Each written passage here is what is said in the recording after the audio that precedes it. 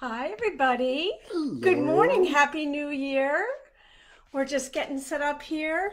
I need to move over a little bit, it looks like. Right on. There we go. Okay, hold on. We gotta get some post if you're joining us yet and you're starting And the new year Happy with New us. Year. Yes, Happy New Year. We're really excited to do this Facebook Live monthly starting today and Quilts First. Quilts First of each First. month.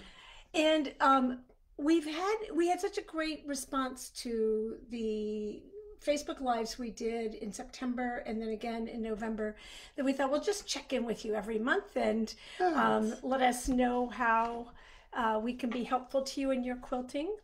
We were going to start talking today about organizing your sewing space, which is Yeah. often on people's minds. Oh, Nice to join you. Happy New Year, Mary Beth, Kathy, Jody, Deborah, everybody, Happy New It's Year. always funny when you're doing Facebook Live, you're like, people are there, aren't they? I guess we just start talking Yeah. and they'll come and join us when they're ready. Happy New Year, everybody who's signing on. We're going to talk about organizing your sewing space today.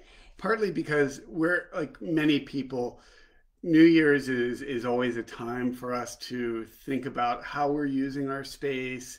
You know, everyone talks about New Year's resolutions, but for me, it's not so much about resolutions. It's about kind of framing the year and to do the things you want to do. It helps to have your space, at least for me, it helps have space organized. Absolutely. And I have, I don't know whether you, I guess you probably knew about the osoji, which is Oh, yeah.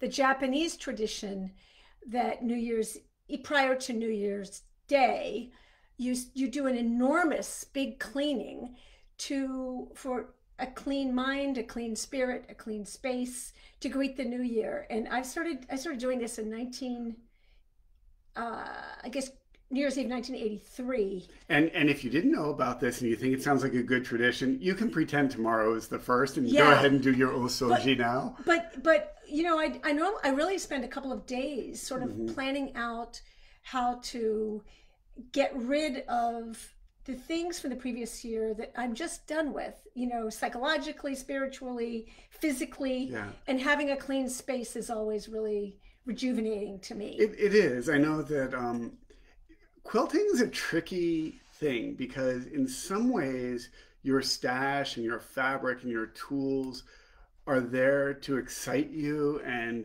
they speak of possibilities. But if they are an obstacle, then that's a different thing. So Yeah. it's kind of a fine line. It's, you know, we're not saying, oh, get rid of everything at all. No, we're not. This is about just preparing yourself for the fun of the next project And I and think it's for removing just the the, obstacles. it is removing obstacles. Yeah. It's looking, for me, I kind of like to look at what we're using and say, like, oh, here's some tools that someone maybe gave us, and I haven't touched them for a year, and Right. I probably won't. So maybe like we've actually put together a big Sterilite that we'll be Mm-hmm. putting out for our local quilting friends with Absolutely. all the magazines And books that and we're done books with. that we're done with, and Yeah. we're going to have a sorry for those of you far Yeah. away, but we'll be you know, sharing those with some of our local quilting friends and things. So And it's fun to see some of the people. Petra from Dresden is joining us from Germany. That's exciting. Sue got our everyday ruler for Christmas. Yay! It's always fun when we start to see right before the holidays.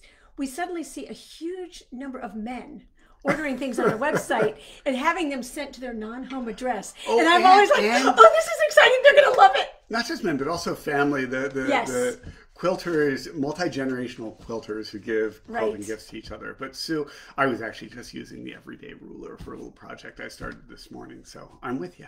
So hit us up with your questions about organizing your sewing space. I thought we would just sort of talk in general while you're getting your questions ready about our approach to our quilting, our sewing space. And I would start by saying 2020, if nothing else, should be proof that we all need flexibility in our lives. True. Things aren't predictable. And one of the things we've tried to do in our sewing space is allow for flexibility that and this isn't everyone's case, but we have a couple cabinets on wheels so that when we need an extra cutting surface, we can move it over. We have tables that can be slid around. We try to be very organized, but not in a way that is permanent, if that makes sense. Well, and I think the first thing we need to do is acknowledge our incredible the luxury that we have of the space we have, that A many dedicated people space, yes. yeah, many people do not have a dedicated space. And so the whole context, we know you do not have the space we have, because this isn't your full-time job, probably. But the concepts are the same, and whether you have 1,000 square feet or, you know, a kitchen table that you yeah, get a to use kitchen table occasionally. or a bin that slides underneath your bed, all of that, you know, the same concepts apply. And, you know, the general, you know, I think approach is to figure out how you work best. I know there are people, because I see it when we've taught in person, who love to just have stuff everywhere. That does not work for me, and it certainly does not work when you're sharing your space with somebody else.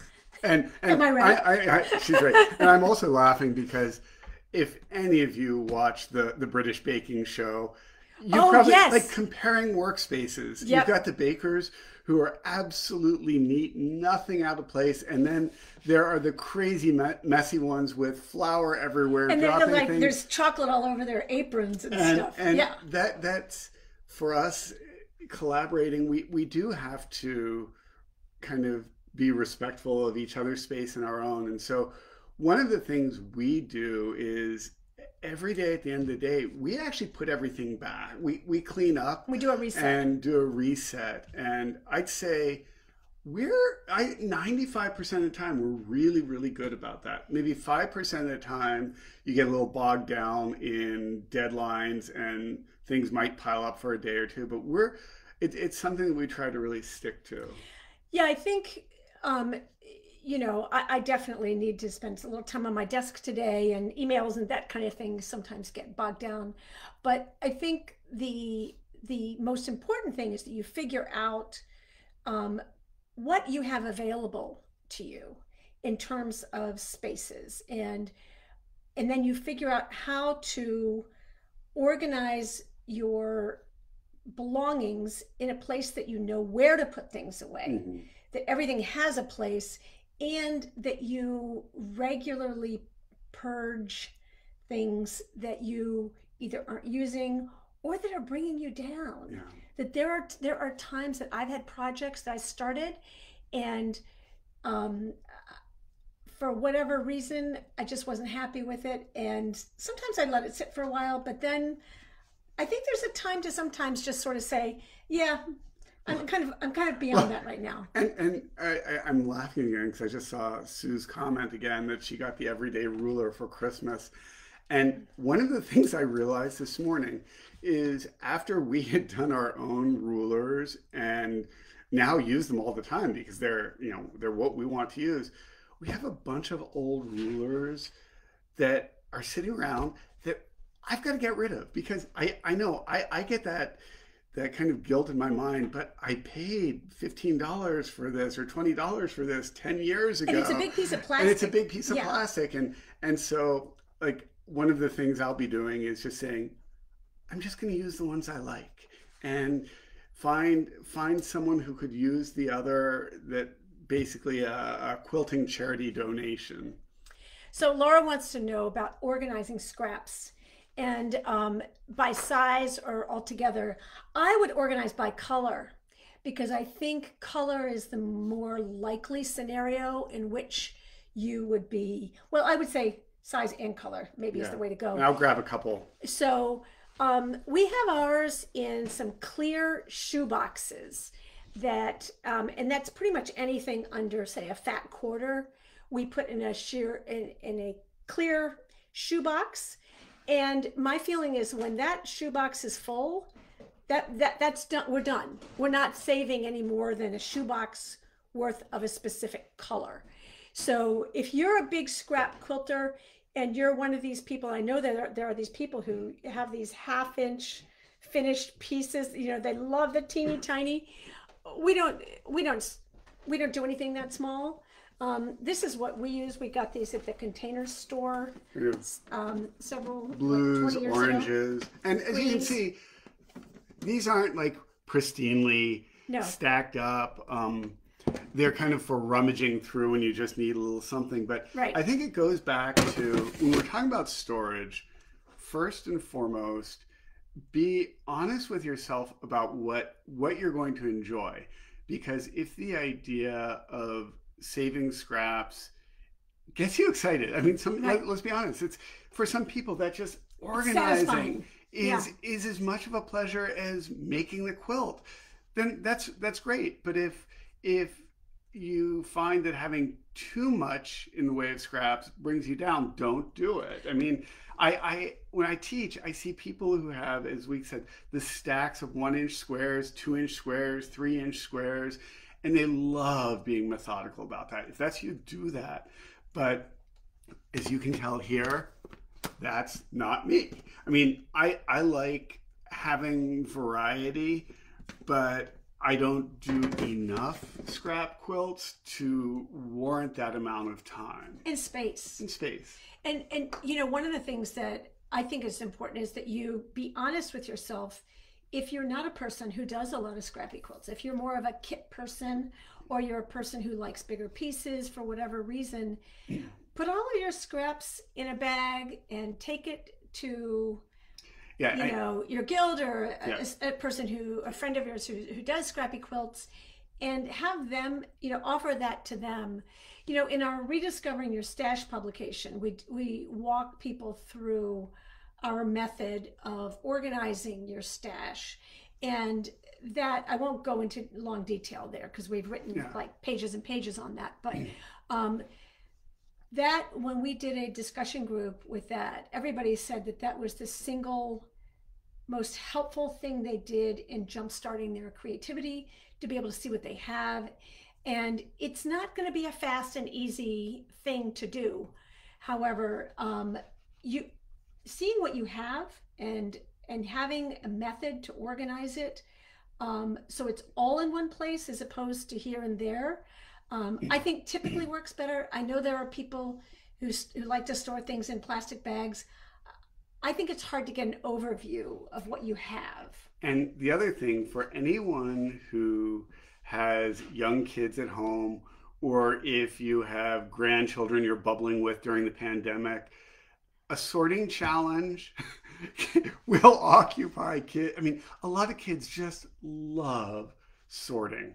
And just kind of saying, like, here are a bunch of blues, sort them. Don't even tell them how. They'll figure it out. They'll come up with a way. So it's just like, entertaining. So Lorraine is up at like 4 a.m. or something in Australia. Oh, so good morning, Lorraine. She says working from home has ruined her sewing room. I think that a lot of people have had to readjust their spaces, especially if there are kids at home and that kind of thing. But there are some people, you can see on the comments, there are some people who love scraps and who having a big variety of them, and there are other people who don't use them. But if you just be clear with yourself about what you use. I also wanted to talk about design walls. Okay. And because we get this so frequently, and a lot of people use foam core and insulation. Yeah, and we use this product called Homosote. And this was this like 5/8 or something? I think that's 5/8 an inch. This is a 100-year-old. Would you grab a pin over there, please? Yes. One of the tacks on the right.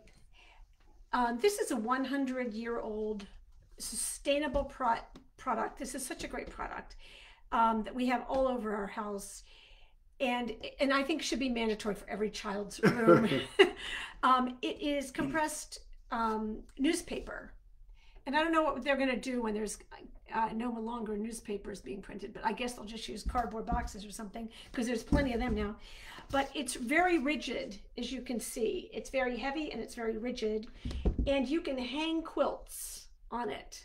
You can hang the weight of a quilt with a good thick tack. We have these, let me see if you can see, 3/4 inch tacks that I've had since graduate school. And I was going to say, Homasote it's Homasote, and it is a trademark name by a company that first developed it. I believe first came out, I think, as sound insulation, and has been used for a lot of commercial uses as well. In the U.S., you can buy it in 4-foot by 8-foot sheets like you would plywood or drywall.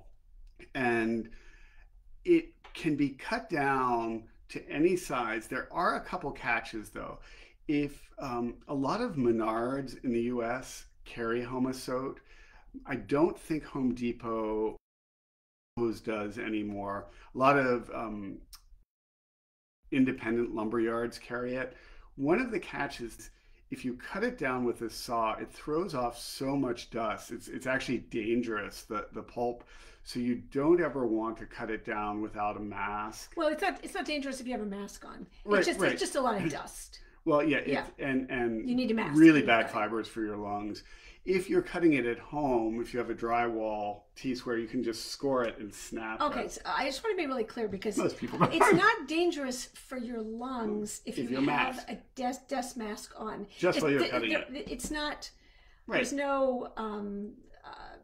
There's nothing dangerous. It's just paper pulp. Right, just as you're cutting. It's the cutting process. The cutting process, yeah.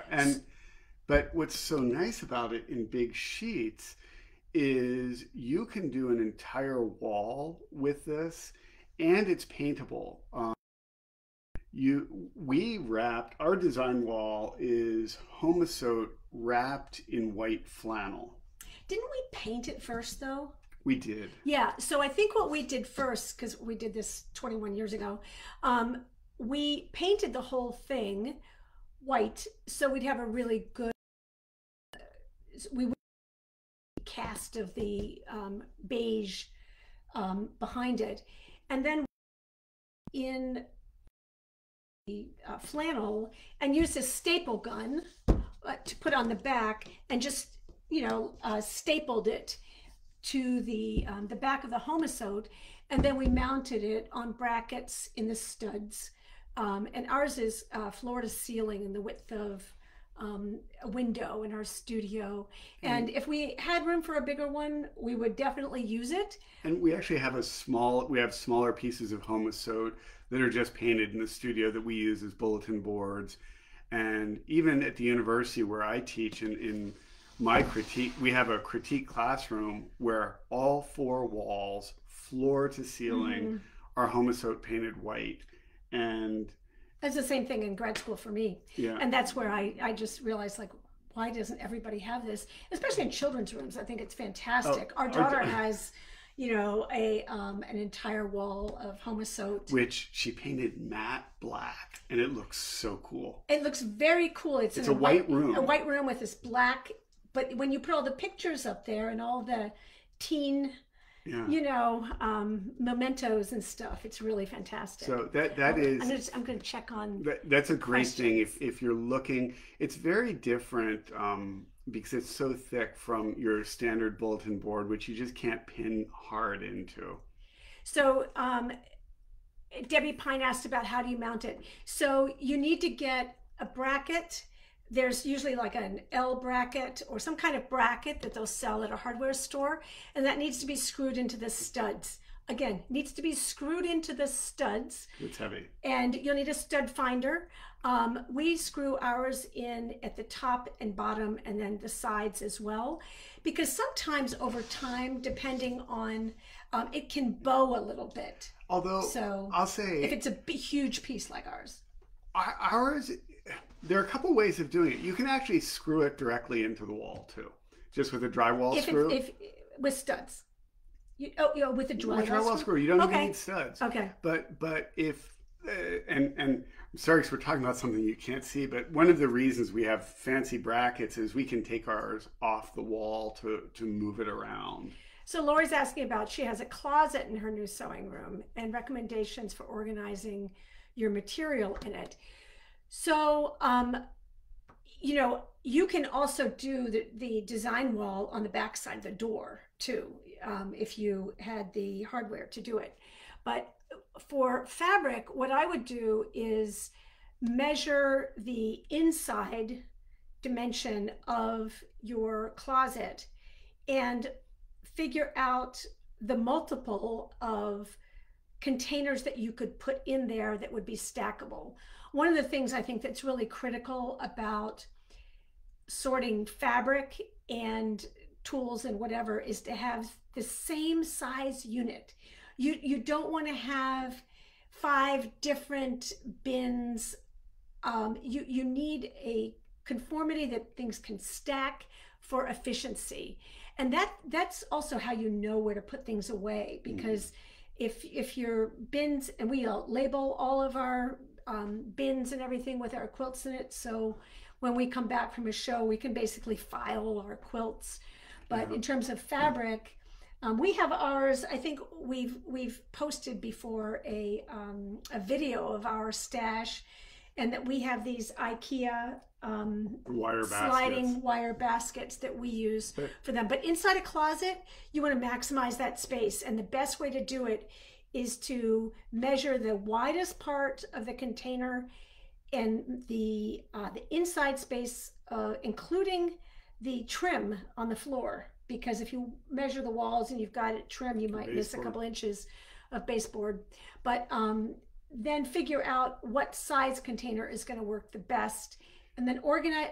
We like to organize by color, not genre.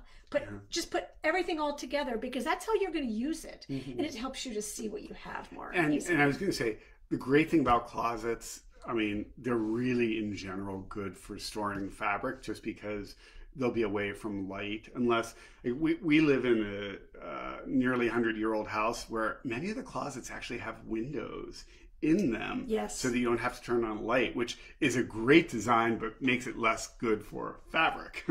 So Susan says she repurposed one of those over-the-door shoe racks with the clear plastic pockets for scraps organized by color, and that's a great option. I've also seen people who don't have dedicated sewing spaces and just maybe have a closet use those shoe racks with the clear plastic pockets for their tools.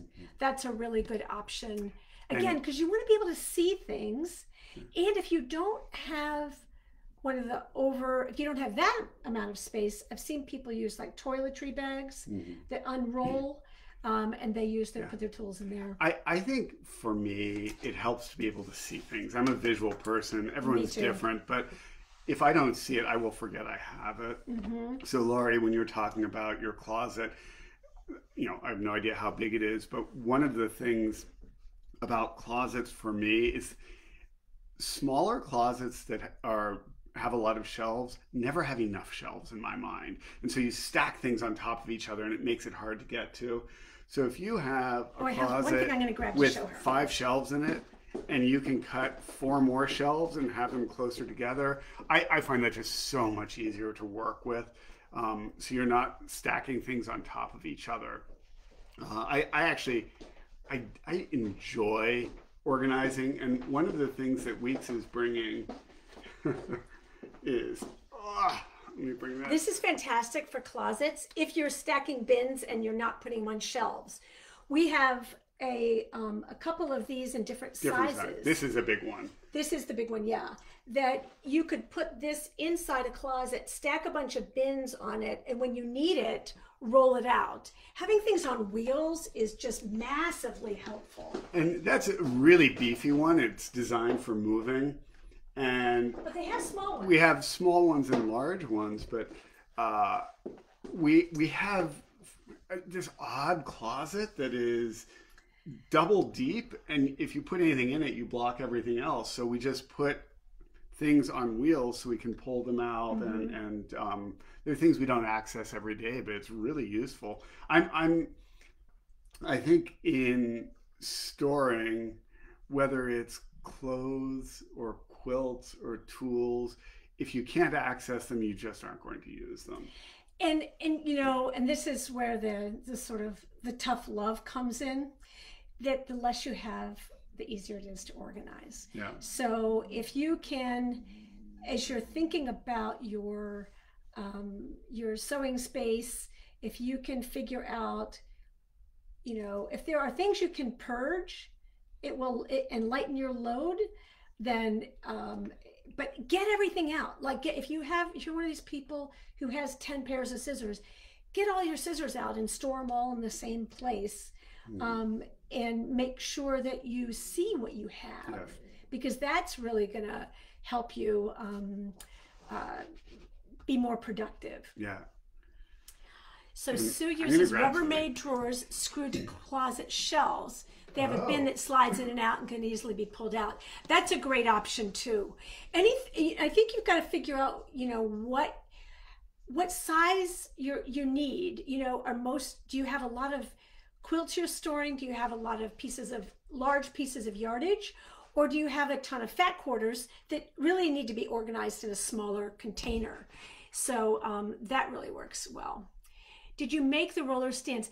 No, those things are so awesome, and they are available. We got ours at Home Depot, and I have one that's about, I want to say 18 inches by 18 inches or so. And you know, sometimes we have these enormous boxes of magazines, you know, because we're an independent publisher, and I need, you know, we use it a lot when we would do in-person shows, and I'd be taking, you know, 40-pound boxes to the car, and it was just so much easier to just load them up on these little rollers. And they have a little carpet on the end. It's the brand name is Milwaukee. Oh, here we go. Little dusty. Oh, this one is called Extreme Garage. This is a hardwood dolly with a 660-pound capacity. And it is just, this is distributed by Menards, it says. It's the Extreme Garage 12-inch by 18-inch hardwood dolly. So this is the one I would use for magazines. And it's just fantastic. And it's amazing how often people ask to borrow this when they're moving things, because when you have everything on wheels, suddenly, you know, what you can store is really transformed. So let me put that down. Okay, let's see. And Jenny says our kitchen junk drawer is probably organized. Actually, we don't have a kitchen junk drawer because, you know, that stresses us. We do have a little spot on the counter that accumulates. I was going to say, let's not be too no, we don't have high and we mighty don't here. have, no, we don't have it in a drawer. We have it out in the on open. the counter. So anyway, so let's see, Valerie. Yes, you got the answer to that. So and then also I was going to talk about. Go ahead. I want to interrupt really quickly because I just saw this, and I want to tell you one other great thing. At our previous house, right. This is great, but another option that makes for a wonderful workspace is you can buy rolls of 1/4-inch thick cork. Quarter inch? I thought it was bigger than that. No. It was 1/4 inch, and it's sold at hardwood flooring stores because it's often used But underneath. that's not good for quilts. No, but for workspace, organizing a workspace. Yeah. And we actually did floor to ceiling natural cork in our old home, and in our kitchen. In our kitchen, actually. So the 8 feet high was all pinnable, and it was really, really fun. Yeah, that was awesome. Yeah. Okay, so on the back of issue 9 of Modern Quilts Illustrated, we show you our tool wall. And the tool wall has all of the different tools that we use. Some of them are things like lint brushes, you know, and the T-square that we use, also again a hardware store thing. I'll just grab the it. big drywall T-square that we use for trimming quilts. So all of that is on this tool wall, and you know, pretty much at the end of the day, all the tools are back on the tool wall. But again, that's a luxury you might not have. But the concept is the same, that you have, if you have a dedicated space and you can see all of your tools, it's easier to I feel like we're kind of on the hardware store aisle. Yes. But one of my favorite tools for quilting is this enormous drywall T-square that's 4 feet long and 2 feet wide. And it's very beefy aluminum, and it's made for cutting and trimming drywall in a home. But what I love about it, and I'm looking to see if I have, you know, the everyday ruler now. Oh, but I'm gonna grab it. What's great is when you're squaring up quilts, you have a really nice right angle. Also, if you slide, like if you're trimming a finished quilt, you can put it on the floor, slide a cutting mat on it. And then if you've got this, you've got a continuous 48-inch straight edge. And sometimes when I need to square something up even more, I can combine it. Whoops. There we go. I can combine it to extend in either direction. In either direction. So this was, I don't know, these are maybe $30 or something, but I use this on every single quilt we make for trimming.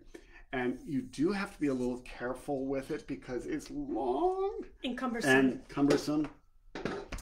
And yeah. So, and then I also have, I also want to talk about planning your projects and keeping track of them.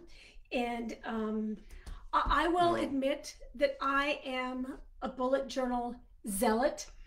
This has been a life-changing thing for me. If you don't know, this is the perfect time of year to start a bullet journal if you are so inclined. Ryder Carroll, RYDERCARROLL, on YouTube explains the bullet journal method. There are plenty of young women who've co-opted into a form of scrapbooking, but that is not the intention of it. It's a, let's see, I'm starting my new one today, but basically, I don't know if you can see, it's, this particular one has a dotted page. So there's a grid of dots here. So this is really good for designing, designing quilts, and I use it also for every aspect of my life. I was going to say, why don't you back up and just give like a 1-minute explanation of what it is. So the bullet journal is not a planner and it's not a journal. It's the intersection of where, of intent. So it's a way for you to track, to plan your day and to plan your life, but it's also a way to track goals that you have set for yourself, and to hold yourself accountable for the things that you want to do, and you choose what that is. So it's basically, it's a bunch of, I use the, you can do it with any notebook, but I use the Leuchtturm 19, and our Petra, the German, is going to slaughter my pronunciation. The 1917, this is my favorite one, and it's still, it's ready for 2021 today. What are you asking to show? Give a sample. Okay, so I have, let's see, let me get a spread. You design how you want the spreads to look, and you can go onto Pinterest, and let me just find. We work differently. I'm going to jump in and say, this is basically a good organizational method. It's a method. It's not. It's a method. Product. It's if you start looking at bullet journals online, you'll see that there are many people who've spend more time being decorative and turning it into an art form, Yeah. rather than maybe just using it to structure intention of things you want to do. I mean, and um, So in addition to having like a daily thing, this was like our July and August priorities, things that we needed to do. But if you go, like for example, I also have in here um, our details from a fabric line you're not allowed to see, and and I've also pasted yeah, our schedule in here for our Airbnb. But for example, this is how I set it up. So you draw your own weekly schedule for whatever works for you.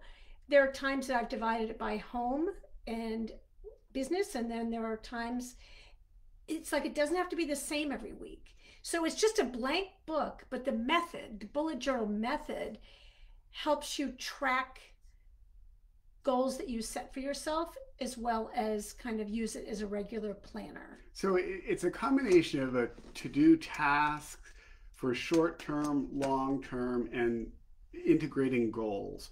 And so for us with quilting, what really helps about that is it's easy to let time slip away, especially during COVID. And the bullet journal isn't this kind of chronological planner, in that at any point you can just take a couple pages and say, here are 2 pages I'm going to Yeah. use just to keep track of ideas of quilts I want to make or colors I want to work with. And you keep an index in these so that it doesn't have to be sequential. It's really, I'll admit it took me a while to get used to the concept. Weeks and I both do this, and we do it differently. I find it's really helpful. There's another one. I mean, it's everything from, for example, I'll have a little tracker I set up here for exercise, decluttering. I was supposed to use the Calm app that week, and I did not. And I didn't get any holiday prep done either. That was November 23rd. But I've got 2 years worth of, so I was feeling pensive the first week of July, and put like a Mary Oliver quote in there because I felt like that would help me that week. I walked our dog. I did not do any decluttering that week, but I took care of all my emails.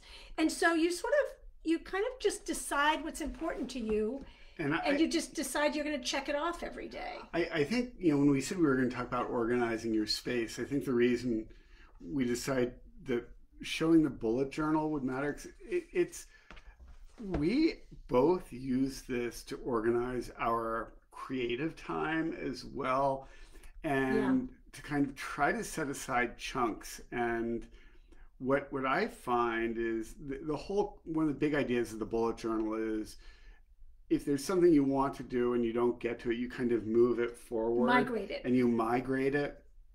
And it for me, I always want to do a million things. And it helps me sort those things out and just say, okay, here are a few things.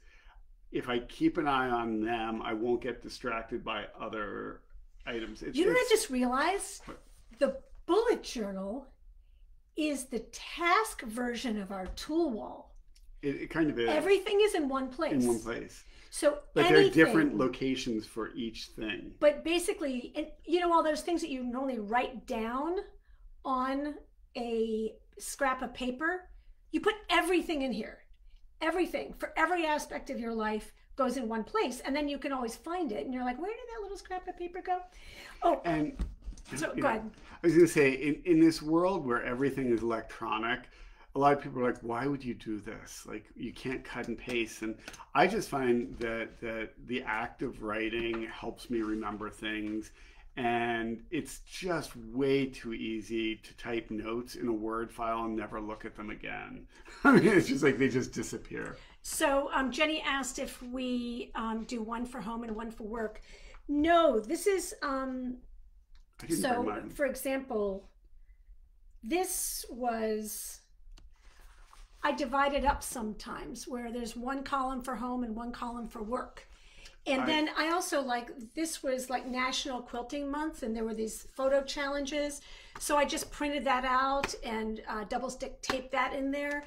So I use this for a huge variety of things. Like some of you all may know that I've been dealing with concussions all year because I was injured in 2 car accidents a year ago. So I had like my PT and OT schedule, that I paste in here. Basically, everything goes in here. Everything I order from Amazon, everything every phone, somebody just gives you a phone number of we're switching accountants right now. And I have a whole page of a depository for all of the information I've gotten and referrals about accountants. Yeah, Jenny, I mean, it's the best. I use mine because I have 2 jobs, university and modern quilt studio. I actually have every week I kind of plot out work, home. But then there are sections in my bullet journal that are dedicated to each of the classes I teach, to each of the projects. Like right now, I'm working on the 2022 calendar for Modern Quilt Studio. And so I track that, and I've got, the patterns, the illustrations, the photographs, and I can just put that on 1 or 2 pages, put that in my index. When I'm done with it, it'll still be there as a record, but I'll just, skip over it. It's like, yeah. So you can see, here's the index, and then the pages are numbered. So, whenever you start something new, you just make a note. Exactly. So you just put the numbers are in the bottom, and that's why I like this brand a lot. And also because the paper is thinner, you can get 250 pages in this. And there are also these little ribbons that are bookmarks, which is nice. And I like the fact that this closure is great. I'll tell you, because sometimes some pens ghost in the bullet journal, that This is my favorite. I use the 0.38. This is the Jetstream by Mitsubishi Pencil. And I like the 0.38 because it's fine enough. And this is even finer. We both love these. This is the Sino, the 0.28. And the manufacturer is the it's Uniball. And both Japanese pens. Okay, so I'm a Japanese pen snob, I admit it. And I like really fine pens. And the thing that cracks me up is in pre-COVID times, when I'm in the classroom, students are always saying, "Can I borrow a pen?" And they pick it up and they write. And I just love seeing the expression on their face, because most people have never written with really smooth Japanese thin pens. And they just look at me like, where did you get that? So Sue and Lorraine are saying, is it like Stephen Covey's planners or Filofax? No, it's totally different because you structure it the way that it works for you, and you got to watch Ryder Carroll's bullet journal YouTube videos. And as I said, it's really great. But don't get distracted unless you want to. You don't have to go down the rabbit hole of stickers and the scrapbooking kind of approach to it, because then, I mean, it just becomes an art project in my mind. But I actually follow what I would recommend. What that works for me is, if you on Pinterest, if you look for minimalist bullet journal, you will get that. Would be the search. That's the search term you want for really intentional layout ideas. But I actually find that planning, in terms of the quilting and planning projects and tracking projects, that setting it up every week is a form of meditation for me. And you do something when you see the online video, you do something called the brain dump. And the brain dump, the guy who developed this has ADD, and I do not have ADD, I but do. I find the brain dump is just to have a place where you can just empty your mind.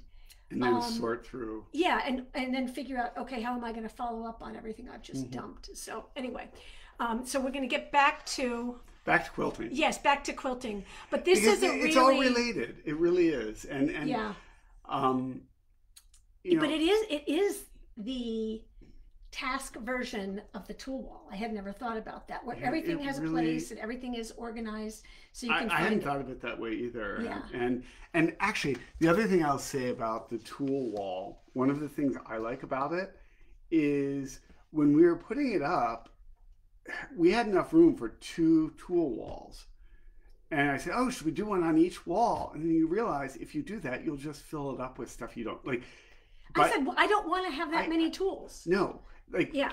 That's enough. This is all we need. And it's similar with the bullet journal.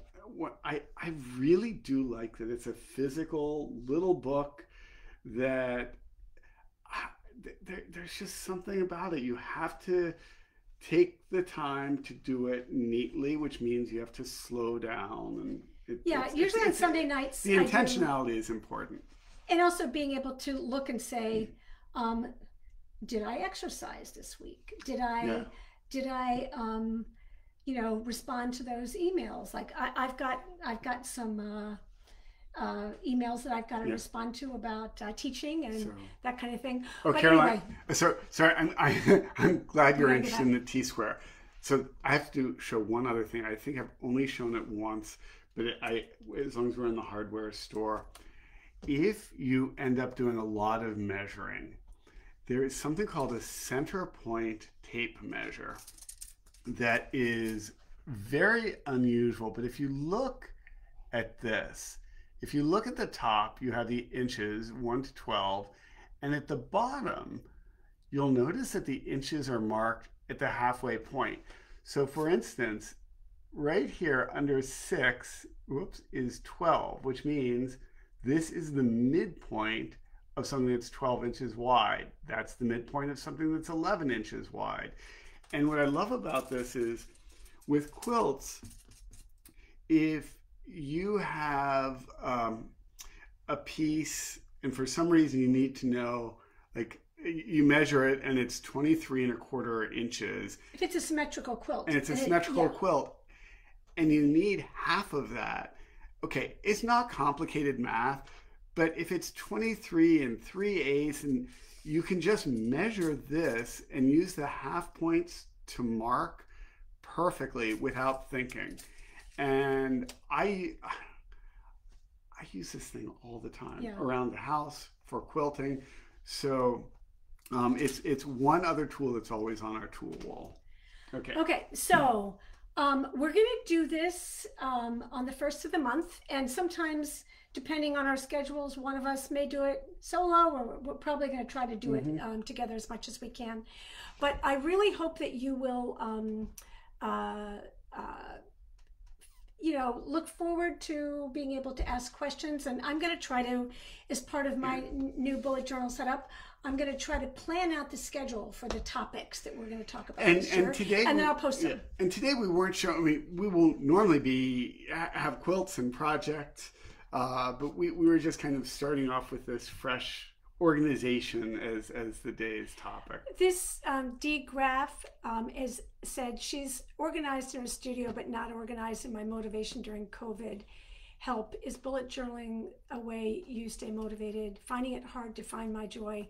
I really want to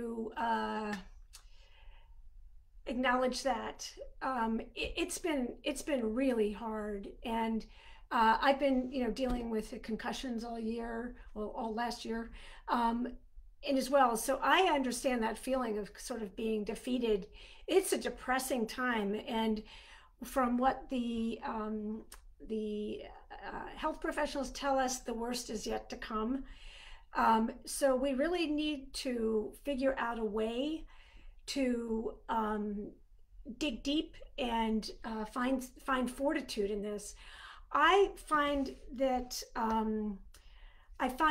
Calm app that I mentioned, that I didn't do that one week, very helpful in meditation. It's a timed meditation app that's on your phone, and just 5 or 10 minutes. You can use it for free for certain things, and then there are other things that you can pay for with a membership. But I find sort of acknowledging the frustration, acknowledging the sadness. I have to say, yesterday morning, I was really dragging getting out of bed because I was just kind of overwhelmed at the idea that 338,000 Americans were dead who were here last year and had died because of COVID. And it just, I have so many friends whose family members have died as a result of COVID. So the motivation is a real thing. But I will also tell you that my wonderful gynecologist told me that the absolute most powerful way to change your brain chemistry when you're feeling blue is through exercise. And so we get out every single day, regardless of the weather. We're out there with our dog. We're at the very least walking. And I'd like to say, before we had our dog, we walked our imaginary dog. Yeah, that's true. Let's go walk the dog. Let's go walk the dog. And we didn't have a dog. But I will also say, when you ask about using the bullet journal, it's great for that. One of the things that it has helped me with, because I think we're all struggling during this time, is having a page where you write down a few things you want to do or you want to make. And that can be quilts or it can be meals. I find that when I'm dragging, the hardest thing for me is to have the energy to think about what I want to do. And so if I've written down ahead of time that there's this recipe I want to try to cook, or there is a quilt I want to try to design, if I open up my bullet journal and see it there, it's kind of like a gimme. It's like, oh, I can do that. And it doesn't require thought to get going. It's not a magic cure by any means. It's not.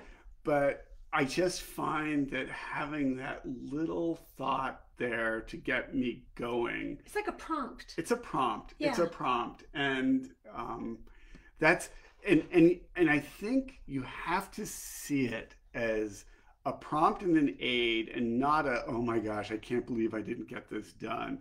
If you see it as an exhausting to-do list, that's not the right approach. No, it's the idea is that it helps you go where you want to go in life. And with the idea that there's a lot you might put in that you don't do, and that's okay. So we are going to. Nan says she likes the Calm app. Somebody else was asking about the color wheel. Oh, Robin would like a lesson on the color wheel behind you. I think we should talk about color in February. Okay. What do you think? So I'll put that in my bullet journal. So we'll see you at noon on February 1st and noon Central Time. And we will, let's get through this together. I mean, this is why we started doing this in the first place, is that we felt like there are a lot of people who are isolated. Yeah, there are a lot of people who are who have lost loved ones, and if we can figure out a way to have a laugh together and encourage you to do something that relieves some of the stress, I think that's time well spent. So. Hi, Susan. Bill is going to type in. Oh, he's typing in the type of pens we love so much. We order them in bulk. Yes. And Bill has a specific hatred for cheap pens. So he will just throw away pens. I will throw away pens. Yes. Only good pens. Yeah. So just either, yeah. So also, until Sunday night, if you didn't get our newsletter and haven't seen on social media, we're having a sale until Sunday night. It's a New Year's sale of previous lines and some publications, some kits, some bundles, and just to clear the decks for new things coming. Yeah, and it's definitely, it's going to be a year of new things coming. It's, I'm looking off to my right, a new quilt we just finished, and I was up this morning designing new fabrics that Weeks had sketched out, and so we're working on the color there. And so there are, lots of pretty. So let's just be a day at a time, a month at a time. We'll get together and find things to be happy about, because there's plenty of sadness out there, but we've got to make our own happiness, for sure. So have a healthy New Year. Yeah, everyone, stay safe, everybody, please. I know this is it's a long haul, but we're getting there. We're getting there, and they say within about 3 months or so, we hope everybody who wants to be vaccinated, and I hope everybody will be vaccinated. Great. And Jenny, we may give you a sneak peek next month. Yes. Can't do it quite yet, but okay. But So thank you all for the encouragement as well, and because your it doesn't. support. It's not. My gosh. People are saying thank you to us. It's really encouraging for us as well to be working with you, and it's a joy to help make people have something creative to tap into. And we haven't really talked about this, but March 13th. I started canceling years worth of work, and we were wondering whether we were going to survive COVID, because so much of our business was in-person teaching and in-person events, and those just 2 years of contract booked. Yeah, and it was just events that we had bought inventory for, and I was supposed to be teaching in New Mexico for a week. I mean, and it was suddenly we just had nothing, and you all have really supported us through all of this. And our accountant was asking us, so what are you forecasting for the year? And we're just like, I don't know, who knows. We're just gonna sort of play it by ear. So but we've got openings for online teaching remotely. If your guild is interested, give us an email. We have so much more availability than we've ever had before, and we have 2 workshops and 2 lectures that on our website, which we're actually really enjoying and doing. people are They're going well. That's going well. So, but anyway, happy New Year to you just all. Day at a time, and if not happy, at least healthy. Yes, let's go. Whatever we'll find some happiness. Yes, we will. Take care. Stay safe. Okay. Bye-bye.